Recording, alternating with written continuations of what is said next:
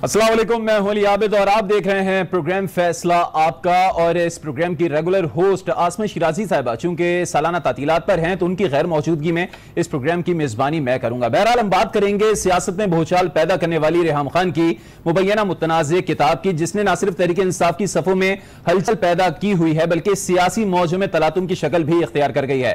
रेहाम खान की इस बंद किताब ने अब एक नया महाज खोल दिया है और किताब का मतन तो ताहल सामने नहीं आ सका है अब तक, लेकिन पीटीआई के खदशात और तहफ़्फ़ुज़ात अब तक जरूर सामने आए हैं। आज फवाद चौधरी ने किताब को अशात से पहले ही झूठ का पलंदा करार दिया और शहबाज शरीफ की जानिब से रेहाम खान को 1 लाख पाउंड देने का उन्होंने इल्जाम भी लगाया है। बहरहाल पीटीआई ने साफ कह दिया है कि अगर रेहाम ने किताब का मवाद ना बदला तो कार्रवाई की जाएगी। बहरहाल ये किताब आने वाले इंतखाबात में अब क्या किरदार अदा करेगी, इस सवाल पर आज हम गुफ्तगू करेंगे। इस्लामाबाद से कुछ गेस्ट हमें ज्वाइन करेंगे, लेकिन इससे पहले एक स्पेशल पैकेज हमने तैयार किया है, आपको वो दिखाते हैं, फिर गुफ्तगू का सिलसिला शुरू करेंगे।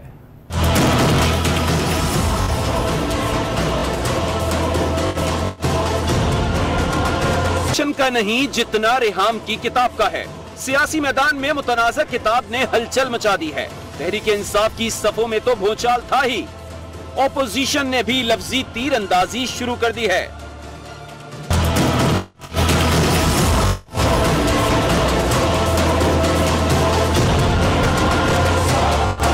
हमजा अली अब्बासी का दावा है कि उनके पास किताब का मुसविदा है, जिसमें से चंद सफ़हात उन्होंने शेयर भी कर दिए हैं।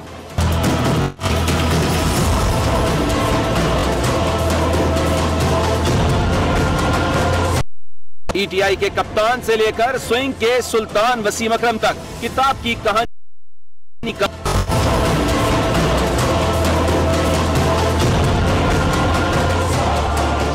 इंतखाबात से कबल किताब ने अब नई सियासी फिजा कायम कर दी है। लिहाजा सवाल ये है, रेहाम ने ये किताब आया खुद लिखी या किसी ने लिखवाई है? पैसा कहां से आया? इंतखाबात से 2 माह कबल ही किताब आखिर क्यों सामने आई?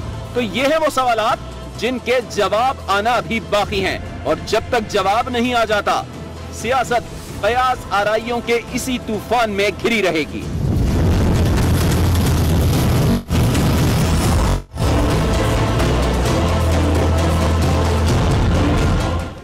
तो ये तूफान कब थमेगा किसी को नहीं पता, इन सवालात के जवाब कब तक आएंगे किसी को नहीं मालूम। बहरहाल कोशिश पूरी करेंगे कि किसी तरीके से मालूम कर सकें।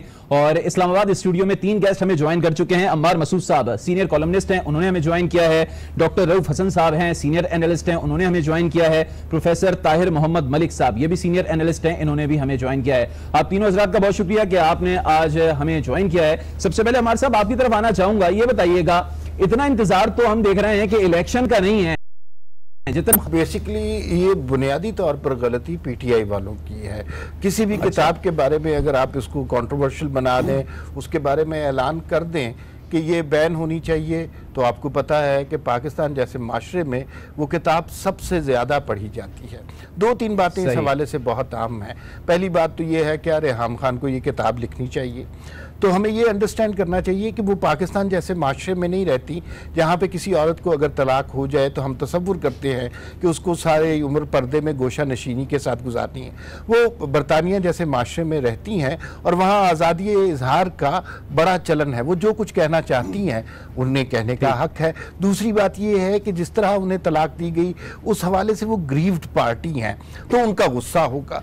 तीसरी बात इस सिलसिले में बहुत अहम ये है, क्या इस सियासत का इम्पैक्ट हमारी पॉलिटिक्स पे होना चाहिए? हमें सियासत में उस किताब को कोट करना चाहिए, उन वाक़यात को रगेदना चाहिए? तो मैं बिल्कुल इसकी फेवर में नहीं हूँ, ऐसा बिल्कुल नहीं होना चाहिए। लोगों की ज़ाती ज़िंदगी उनकी ज़ाती ज़िंदगी तक महदूद रहनी चाहिए, उसका उनकी प्रोफेशनल लाइफ पे आकर तमाशा बनाना कोई अच्छी रवायत नहीं है। कतई कलामी की माफी, लेकिन बात यह ना कि अगर आप पब्लिक फिगर होते हैं, आप बीइंग एन पॉलिटिशियन हो या फिर कोई भी पब्लिक फिगर हो, क्रिकेटर हो या आप किसी फिल्म में काम करते हो, ड्रामे में काम करते हो, चूंकि आप पब्लिक फिगर होते हैं तो लोग आपकी जिंदगी में इन्वॉल्व होते हैं। आप क्या खाते हैं, क्या पीते हैं, क्या करते हैं, तो सब इन्वॉल्व रहते हैं। देखिए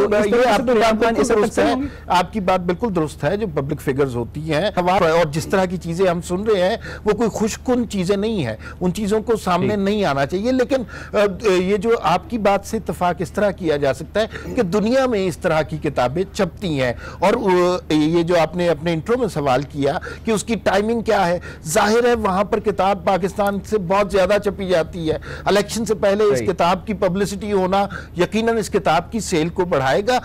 बिल क्लिंटन ने भी एक किताब लिखी थी माई लाइफ, और उसका एक पूरा चैप्टर मोनिका लेविंस्की के बारे में था। इसी तरह हिलरी क्लिंटन की जो किताब है उसमें भी मोनिका लेविंस्की के बारे में बहुत तफसील के साथ लिखा हुआ है। तो ये कोई अजूबे की बात नहीं है कि इस तरह की बात हो रही है या इस तरह की किताब लिखी जा रही है। तकलीफ दे अमर यह है कि अगर उस किताब के नतीजे में आप अपने सियासी फैसले करने लग जाएं तो वो मेरे ख्याल में गलत बात है, वो अखलाकियात की हद से बहुत नीचे की बात है। ठीक है, बहरहाल रऊफ हसन साहब अब आपकी तरफ आऊंगा। जैसे कि अमार साहब कह रहे हैं कि रेहाम खान ने किताब लिखी, पर्सनल लाइफ को डिस्कस किया, वो तो गलत किया। पीटीआई जिस तरीके से अपना रिएक्शन दिखा रही है वो भी सही नहीं है, बल्कि वो गलत पे है, गलत कर रही है, गलती पर है। मैं पता नहीं ये गलती का लफ्ज़ इस्तेमाल करना चाहूँ कि ना चाहूँ। मेरा ख्याल है कि गलती उस वक़्त हम लफ्ज़ इस्तेमाल कर सकते हैं जब एक डिसाइसिवली कह सकें। मैं शायद कोई दरमियानी जो एक लाइन है उसके ऊपर खड़ा हूँ। ठीक कर रहे हैं, गलत कर रहे हैं, मैं नहीं कह सकूँगा डेफिनेटिवली। लेकिन दो तीन बातें और जो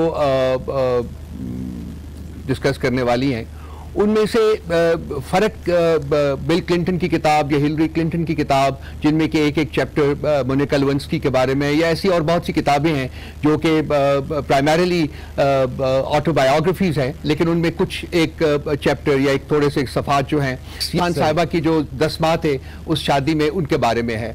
और अगर वो हम एक हाइपोथेसिस की बेसिस के ऊपर एक सपोजिशन की बेसिस पे बात कर रहे हैं कि वो जो एक्सेप्ट्स इस वक्त लीक किए गए हैं वो वाकई उस किताब का हिस्सा है, हमें यह भी नहीं भी पता, because I can't say for definite कि जी वो किताब का हिस्सा है भी है कि नहीं, लेकिन कहा यह जा रहा है कि वो किताब से ही लिए गए हैं। अगर हम ये फर्ज कर लें कि वो किताब से लिए गए हैं तो उनका जो हिस्से वो सामने आए हैं, मैं कहता हूं कि वो इंतहाई शर्मनाक एक पहलू है दो तीन डिफरेंट एस्पेक्ट से।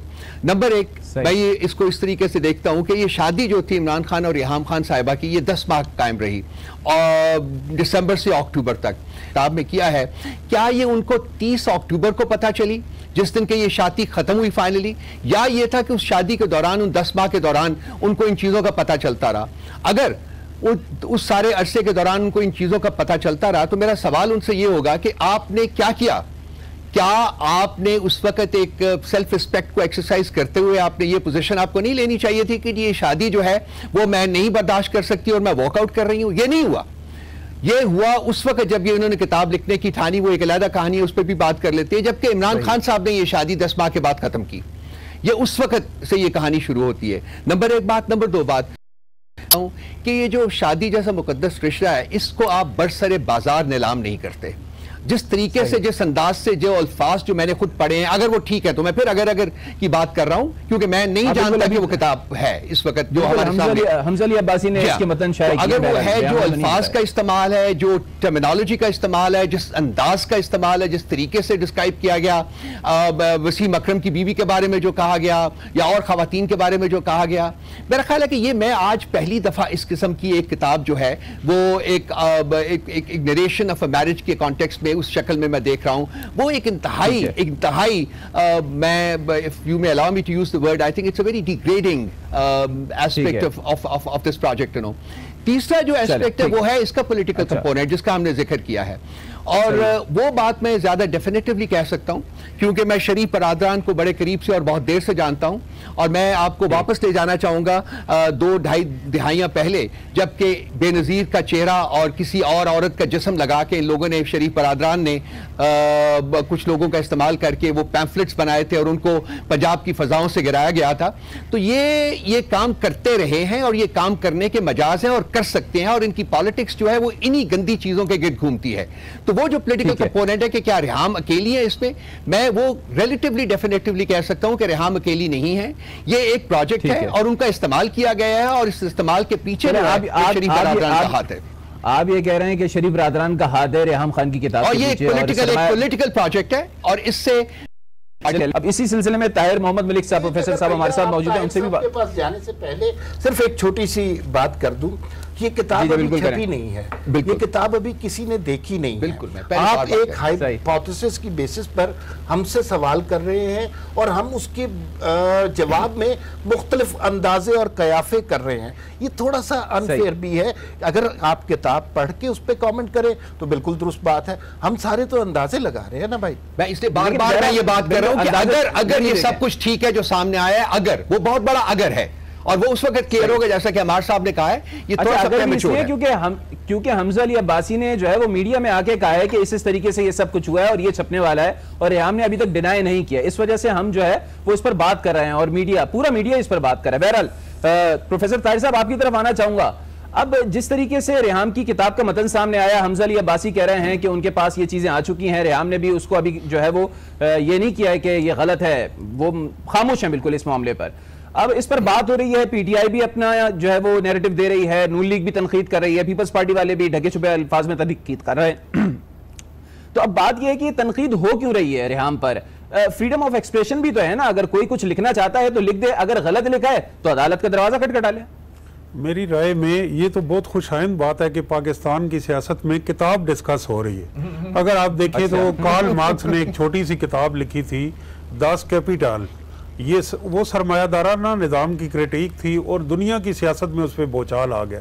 लेकिन यहाँ गलत किताब डिस्कस हो रही है। और अगर मैं समझता हूँ कि पीटीआई ये समझती है कि ये डिस्टॉर्शन है अदालतों में, जहाँ पे डेफेमेशन के लॉज बड़े स्ट्रॉन्ग हैं और किताब छप भी वहाँ रही है, वहाँ जाना चाहिए। आपको याद होगा कि चौधरी ज़हूर इलाही मरहूम को, तो मैं अब ये कह रहा हूँ कि पहले किताब को छपने दिया जाए, फिर अगर उसमें कोई बात ऐसी है तो यूके की अदालतों से रजू किया जाए। दूसरी बात जो मुस्लिम लीग नून और पीपल्स पार्टी की है वो ये है कि दोनों जमातों का माइंड सेट एक है।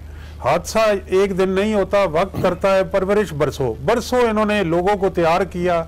नए पाकिस्तान की ज़बान में शेख रशीद साहब की, बिलावल भुट्टो के बारे में, और इमरान खान के स्टेज से मरियम नवाज के बारे में, और नून लीग के स्टेज से राना सनाउल्लाह और उनकी घटिया गुफ्तगू। तो ये दोनों जमातें एक जो पैट्रियार्शियल माइंडसेट की हैं, ये फैमिली पे अटैक करती हैं, ये ज़ातियात पे अटैक करती हैं। सियासियात के तालिब इल्म के लिहाज से मैं कहता हूँ कि पानी पे, दूध पे, मईशत पे, खारजा पॉलिसी पे, अमन व अमान पे बहस होनी चाहिए थी। अब ख़वातीन की आड़ लेके जो घटिया सियासत हो रही है उसकी जिम्मेदार आम आवाम के सामने नून लीग और पीपल्स पार्टी है। ये सियासत का रोशन चेहरा नहीं दिखा रहे, ये अवाम को सियासत से नफरत करना दिखा रहे हैं, और इन्होंने इसकी परवरिश की। यहाँ आमिर लियाकत से लेके और नून लीग के जो दूसरे लोग हैं, राना सनाउल्लाह, उनको लीडरशिप उनकी को शाबाश देती रही है। बदतमीजी की, बद तहजीबी की, बद अखलाकी के गले में हार पहनाए जाते थे। तो लीडर का काम है कि वो कौम की अखलाकियात की तरबियत करे। जब आप ओए कहेंगे, जब आप किसी को की बेटी की इज्जत नहीं करेंगे, जब आप किसी की बहू की इज्जत नहीं करेंगे, तो फिर सियासत जो है इसे मैं खाना कहते हैं। इस वक्त हम देख रहे हैं कि बच्चा इस वक्त रेहाम खान की किताब को डिस्कस कर रहा है और उसका ही शिद्दत से एक मिनट माजर जल्दी करनी है, तो उसको तुम्हें क्या जरूरत है कि तुम अपनी शादी को जलसे का मौजू बनाओ।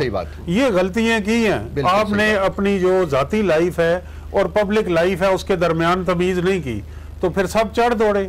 और फिर जब आपके गलत फैसले हुए, लीडर के गलत, कायद आज़म मोहम्मद अली जिन्ना और लीडर, बहुत सारे लोगों की शादियाँ इतनी कामयाब भी नहीं रही, लेकिन उन्होंने अपने कॉज से कमिटमेंट रखी और शादी और घर के मसाइल घर पे रखे। कौम के मसाइल जो है वो उनकी नंबर 1 प्रायोरिटी होती थी। जब आपकी मसाइल कौम के पीछे हो और शादी एक सिंगल इशू बन जाए तो फिर कौम भी उस पर एक पोजीशन लेती है। देखिए जुमला अगर कंप्लीट कर दूं, हमारे किस कदर वसूख से डिस्कस कर रहे हैं। आप देखिए प्रोसेस, पहले हमें ये यकीन नहीं है कि उस किताब के वो इक्तबासात दुरुस्त हैं, फिर उसकी बेस पर हम अंदाजे लगा रहे हैं, और उसकी बेस आप ये तो कह रहे हैं कि दुरुस्त है या नहीं, और उसकी बेस पर हम ये भी इल्जाम लगा रहे हैं कि नून लीग ने उसे $1 लाख, लेकिन आप अंदाजा हनीफ अब्बासी साहब तस्लीम कर चुके हैं, सुप्रीम कोर्ट के आते में वो कह चुके हैं कि इलेक्शन कैंपेन के दौरान किताब आएगी और बोचाल आ जाए। अब हनीफ अब्बासी ओपोनेंट है इमरान खान के, अच्छा, वो लीडरशिप ने तरदीद नहीं की, लीडरशिप ने हनीफ अब्बासी को ऑन किया। अच्छा, मेरे ख्याल में ना ताहिर मलिक साहब से जो गलती हो रही है, ये सारी सियासत के तनाजुर में सिर्फ हनीफ अब्बासी के बयान की सदाकत ताकत की दलील दे रहे हैं।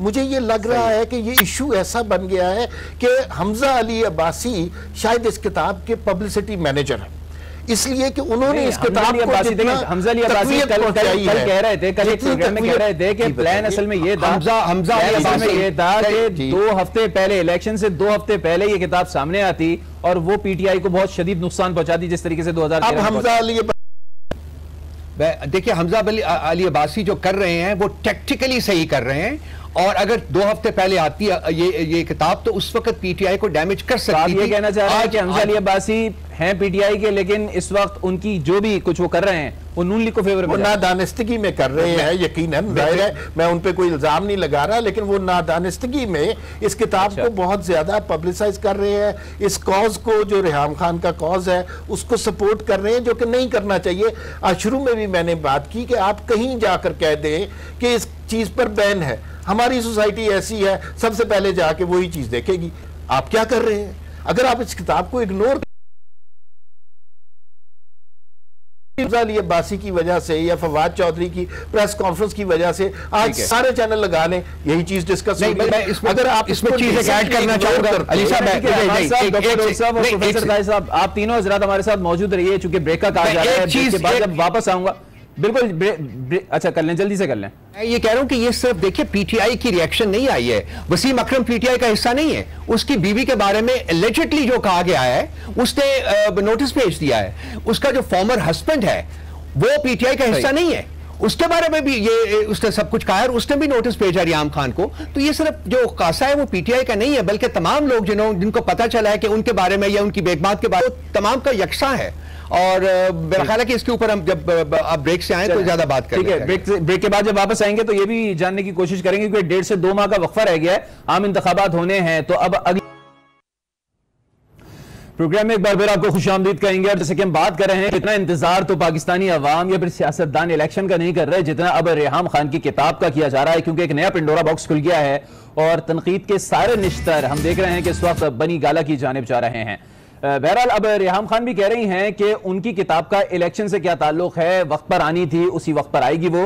बहरहाल इस्लामाबाद स्टूडियो में अमार मसूद साहब हमारे साथ मौजूद हैं, रऊफ हसन साहब मौजूद हैं और प्रोफेसर ताहिर मोहम्मद मलिक साहब मौजूद हैं। एक बार फिर सबसे पहले अमार मसूद की तरफ जाएंगे। अमार साहब, अब जैसे कि रेहाम कह रही हैं कि ये जो टाइमिंग की बातें हो रही हैं ये बिल्कुल गलत है, मेरी किताब जिस वक्त आनी थी, जिस वक्त छपनी थी, उसी वक्त आएगी, उसी वक्त वो छप रही है और इसका इलेक्शन से कोई ताल्लुक नहीं है। लेकिन जिस तरीके से इस वक्त कंट्रोवर्सीज हैं, ये कहा जा रहा है, एक परसेप्शन है कि ये सब कुछ इलेक्शन में पीटीआई को नुकसान पहुंचाने के लिए किया जा रहा है, तो अगली सियासत कैसी देख रहे हैं आप? पहली तो बात यह है, अगर जो लोग इसको सियासत में इस्तेमाल करेंगे, इस मौजू को, इस किताब को, और वो जो हमने अंदाजे से सुने हैं कुछ वाक़यात, उनकी बेसिस पे, तो ये सियासत की बहुत ही मकरू और रकीक शक्ल होगी। ऐसा बिल्कुल नहीं होना चाहिए। किताब का इम्पैक्ट मेरा नहीं ख्याल कि इतना अच्छा होगा इस माशरे में, क्योंकि ये माशरा पर हम इतनी बेबाक गुफ्तगू की को अच्छा नहीं समझते, लिहाजा पॉलिटिकली मेरे ख्याल में कोई डैमेज नहीं होगा। दूसरा, बाज़ औक़ात ये जहन में रखिएगा कि बाज़ औक़ात चीज़ें मुख्तलिफ तरीके से रिस्पॉन्ड करती हैं। जैसे एक दफ़ा भुट्टो साहब की किसी ने एक तस्वीर शाया करा दी जिसका मकसद ये था कि भुट्टो साहब की पर्सनैलिटी को जो है ज़ख्म पहुँचाई जाए, और वो तस्वीर का छपना ये था कि उस तस्वीर से लोगों में ज्यादा पॉपुलैरिटी भुट्टो साहब की बढ़ गई थी। और ये लोग किस तरह किसी बात पे रिएक्ट करते हैं ये किसी को भी इल्म नहीं होता, लेकिन हमें इस बात पे बिल्कुल क्लियर होना चाहिए कि ज़ाती मामलात और निजी किस्म की महफिलों की गुफ्तगू अलग होनी चाहिए। इसमें थोड़ा सा कसूर जो है, अभी हम ब्रेक में भी खत की कि उन्हें शादी की बात कंटेनर के ऊपर नहीं करनी चाहिए। हमने ये भी देखा कि उनका जो सोशल मीडिया सेल है, अगर खान साहब नमाज पढ़ रहे हैं तो वो उनका इंतहाई जाती फेल है। नमाज पढ़ना किसी भी शख्स का जाती, वो उसकी तस्वीरें बाकायदा तौर के ऊपर सोशल मीडिया सेल से रिलीज करते हैं। इसी तरह अगर आप किसी ढाबे पे बैठे दाल रोटी खा रहे हैं, बहुत अच्छी बात है, खाना खाना इंतहाई जाती फेल है, और फिर आप उसकी आपका सोशल मीडिया उसकी तस्वीर रिलीज कर रहा है, ठीक है, तो फिर मसला ये है कि आप हम ये भी देखते हैं ना, हम तो ये भी देखते हैं ना, जब रायगढ़ में महफिल मिलाद होता है और बिरयानी की तकसीम हो रही होती है तो मियां साहब जब तकसीम कर रहे होते हैं तो वो एक मिनट में बताऊं, उसका खमियाजा भी भुगतना पड़ता है, उसका बहुत ज्यादा खमियाजा भुगतना पड़ता है। चले वो तो आने वाले इलेक्शन बताएगा। रऊफ साहब आपकी तरफ आना चाहूंगा, ये बताइएगा कि अब बातें हम तो कर रहे हैं कि नहीं होना चाहिए, लेकिन बहरहाल हो चुका है और हर कोई इस पर रद्द-ए-अमल भी दे रहा है। तहरीक इंसाफ भी रद्द-ए-अमल दे रही है, नून लीग भी रद्द-ए-अमल दे रही है, दीगर अपोजिशन पार्टीज भी रद्द-ए-अमल दे रही हैं। तो अब अगला जो 1.5 माह है इसमें इंतखाबी कैंपेन चलनी है, तो क्या वो रेहाम खान की किताब ही बस डिस्कस होती रहेगी? नहीं, मेरा नहीं ख्याल डिस्कस होनी चाहिए या डिस्कस होगी। मेरा ख्याल है कि पीटीआई को तो कम से कम अब इस मसले से अपने हाथ जो है वो खींच लेने चाहिए और उनको कंसंट्रेट करना चाहिए और वो अपने प्रोग्राम के ऊपर, और मेरा ख्याल है कि बाकी पॉलिटिकल पार्टीज़ को भी अपने प्रोग्राम के ऊपर करना। और मैं अमार साहब की इसकी बात से बिल्कुल एग्री करता हूं कि अगर ये नहीं होता और अगर ये किताब जो है वो जेर बहस रहती है और इसके बारे में जैसे आज प्रोग्राम हुए हैं या कल भी होंगे या फिर 10 दिन बाद भी होंगे, फिर किताब पब्लिश होगी, फिर प्रोग्राम्स होंगे, मेरा ख्याल है। और मैं if you may again permit me to use the word sickness जो है वो डिस्क्राइब करते हैं। अभी हम इतने कल्चर्ड नहीं हुए, अभी हम लोग इवॉल्व नहीं हुए, अभी हमारी जो पॉलिटिक्स है वो इतनी स्ट्रेंथन नहीं हुई, इतनी इशू बेस्ड नहीं हुई, इतनी कॉज बेस्ड नहीं हुई। अभी ये सिर्फ रेहाम खान जैसे सब्जेक्ट्स जब मदरे में कोई किताब आने वाली होती है तो उसके लिए पब्लिसिटी के लिए मुख्तलिफ कंपनीज हायर की जाती हैं, मार्केटिंग की, रोड शोज किए जाते हैं। अब यहाँ तो हम बैठ के शोज कर रहे हैं, वो भी फ्री में। नहीं, देखिए, ये मैं ये नहीं कहता कि ये नहीं होना चाहिए, राइट टू इन्फॉर्मेशन है। मैं अपील करता हूँ as a citizen of this country, मेरा राइट है कि मुझे सारी इन्फॉर्मेशन मिलनी चाहिए। अगर रेहाम खान ने किताब लिखी है उसमें सच भी होगा, झूठ भी होगा, फैब्रिकेशन भी होगी, मुझे नहीं पता कि क्या कंटेंट है उसका, मुझे नहीं पता कि उसमें कितना सच है कितना झूठ है, लेकिन जब उसकी इवैल्यूएशन हम करेंगे, जब वो पूरी किताब हमारे सामने आएगी, तो मेरा ख्याल है कि एक ज़्यादा सैर हासिल गुफ्तगू हम कर सकते हैं। इस वक्त तो हम बार बार एक हाइपोथेसिस की बेसिस के ऊपर कर रहे हैं ना कि जो एक्सेप्ट रिलीज हुए हैं वो एक्चुअली किताब के हैं, और अभी ये नहीं पता कि उसका सियाको सबाक क्या था, उसका कॉन्टेक्स्ट क्या था, किस पे कहा गया, किस तरीके से कहा गया, और क्या सब्जेक्ट्स हैं जो कि रेहाम खान साहिबा ने डिस्कस किए हैं। तो मैं फील करता हूँ, लेकिन बाहर सूरत ये बात इंसान यकीन के साथ कह सकता है कि ये जिस रुख सियासत हमारी जा रही है, शख्सियत बेस्ड सियासत, यानी कि शख्सियात के बारे में हम बात करते हैं और इस तरीके से प्लस एंड माइनस की बात करते हैं। अगर हम इसको ग्रेजुएट कर सकें, इसको ले जा सकें इश्यूज के ऊपर, इस मुल्क के जो मसाइल हैं, इस मुल्क के अवाम के जो मसाइल हैं, किताब अपनी जगह लिखी गई है, किताब को ठीक है ज़ेरे बहस लाइए आप, लेकिन उसका एक कॉन्टेक्स्ट होता है, उसकी एक अपना एक स्पेस होनी चाहिए। ये नहीं कि जी तमाम चैनल्स के तमाम प्रोग्राम्स के ऊपर किताब छा जाए। ये मैं फील करता हूं कि एक एग्जैजरेटेड प्रोजेक्शन है, और ये हमारी पॉलिटिक्स की इमेच्योरिटी जो है, हमारी मीडिया की इमेच्योरिटी जो है, वो सब कुछ हद तक वो रिफ्लेक्ट करती है। Issue based politics issue based होनी चाहिए, पॉलिटिक्स उन मसाइल के बारे में होनी चाहिए जो पाकिस्तान के अवाम के हैं। इशू बेस्ड पॉलिटिक्स होनी चाहिए, लेकिन बहरहाल देखें ना, एक तरफ पीटीआई भी अली साहब गलत किया, बिल्कुल उसको डिफेंड नहीं कर रहा। आपके पहले सवाल के जवाब में मैंने अर्ज किया था कि मैं उसको नहीं कर रहा। पीटीआई के लिए बेस्ट स्ट्रैटेजी जो थी, अगर वो बात सुनते मेरे जैसे किसी शख्स की, वो इसको टोटली इग्नोर करना था, टोटली इग्नोर करना, उसकी बात न करते। लेकिन ये क्योंकि अब उन्होंने आपकी तरफ भी आऊंगा, और रऊफ साहब इस वक्त हमारे साथ मौजूद हैं, सलमान अहमद साहब हमारे साथ मौजूद हैं, चूंकि इमरान खान से बड़ा करीबी ताल्लुक है, मारूफ गुलकार भी हैं। सलमान साहब, आपको मेरी आवाज आ रही है? पहले तो अस्सलाम वालेकुम। जी वालेकुम अस्सलाम, आपकी आवाज बहुत अच्छी आ रही है मेरे दोस्त, सारों को सलाम। चलें, ठीक है, बहुत बहुत शुक्रिया आपको। वालेकुम सलाम। अब जरा ये बताइएगा, इस वक्त हर जगह जो है वो रेहाम खान की किताब के चर्चे हो रहे हैं, उसमें थोड़ा बहुत आपका भी नाम है, दीगर लोगों का भी नाम है।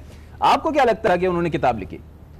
यार देखिए, सच्ची बात तो ये है कि किताबें तो लिखी जानी चाहिए, चाहे जो भी लिखना चाहे, चाहे फॉर लिखे या अगेंस्ट लिखे, लेकिन अगर कोई किताब किसी प्रोपेगेंडा के तहत लिखी गई है, जिसकी स्पॉन्सरशिप किसी पॉलिटिकल पार्टी ने की है एक पॉलिटिकल मकसद को हासिल करने के लिए, तो फिर हम लोगों को, सारों को, जो शऊर रखने वाले लोग हैं, जो मीडिया के लोग हैं, तो उनको बड़ा करीबी सी बारीकी से देखना चाहिए कि ये किताब इस वक्त क्यों आ रही है, और इसके अंदर जो मैं समझता हूँ झूठों की, वो कहते हैं ना, झूठ की इंसाइक्लोपीडिया है। इसको मैं बैकग्राउंड आपको बताना चाहता हूँ रेहाम खान का, जो मैं जानता हूँ। 2014 में मुझे जब ये मिली, तो ये एक अननोन थी बिल्कुल। इन्होंने मुझे आके इंट्रोड्यूस किया कि मैं एक फैन हूँ और मैं बहुत मुतासिर हूँ, तस्वीर खिंचवाई और कहा कि जो आप काम समाजी ये कारकुन का काम करते हैं, मैं मदद करना चाहती हूँ। ठीक है, मैंने एज फेस वैल्यू मैंने कहा ठीक है, मैं पोलियो की एरेडिकेशन पे काम कर रहा हूँ। तो एक वीडियो में रेहाम खान आई और उन्होंने उसकी शूटिंग करवाई, लेकिन इनका असल जो वो था ना गोल, वो था खान साहब के पास पहुंचना। तो इन्होंने कहा कि देखें कि मैं और काम करना चाह रही हूँ, मैं जर्नलिस्ट भी हूँ। तो मैंने जब धरना हो रहा था ना, तो मैंने इनका इंटरव्यू करवाया खान साहब के साथ। ना फास्ट फॉरवर्ड कर दें, ये 2014 थी ना, अक्टूबर 30 2015 कोई तलाक होगी, शादी भी हुई, 10 महीने के बाद तलाक भी होगी। इन्होंने मुझे ईमेल भेजे और उस ईमेल में इन्होंने जो चीजें लिखी हैं वो मेरे पास सब है कि जी इमरान खान समझ लें कि उससे उनसे बदतर, उनसे ज्यादा मुनाफिक। ये सब चीजें तो आप बता रहे हैं, लेकिन आपने एक इल्जाम अभी हालिया दिनों में ये भी लगाया है ना कि आपसे भी नून लीग ने राब्ता किया था और कहा था कि इमरान खान पर तनकीद की जाए। हाँ बिल्कुल, मैं आपको उधर ही आ रहा हूँ। तो अब आप फास्ट फॉरवर्ड करते हैं मार्च 19 2018 को, ठीक है। उस दिन मैंने एक तनकीदी ट्वीट की एक कैंडिडेट के ऊपर, ठीक है ना। वो ट्वीट जब